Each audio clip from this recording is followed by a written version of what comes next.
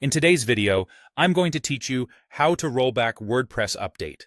If a recent plugin or theme update broke a feature, caused styling issues, or introduced an error, rolling back to a stable version can quickly restore your site. We'll do this safely using a trusted, free tool called WP Rollback.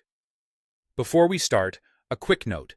It's always best practice to have a recent backup of your site, just in case. Also, WP Rollback works with plugins and themes hosted on WordPress.org.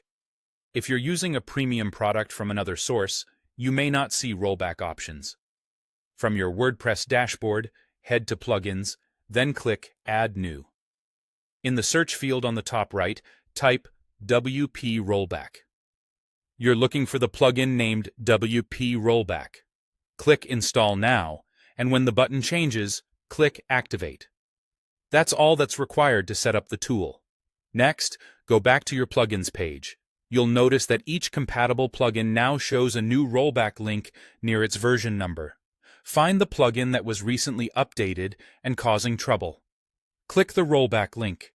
You'll be taken to a screen listing all available versions pulled directly from WordPress.org. Choose the earlier version you want to return to, typically the last version that worked well on your site, and proceed. You'll be asked to confirm the change, approve it, and WordPress will automatically replace the current version with the one you selected. Your plugin's settings usually remain intact, so you won't need to reconfigure it. If your issue involves a theme rather than a plugin, WP Rollback supports that too. When you open your theme screen, compatible themes will offer a similar rollback option.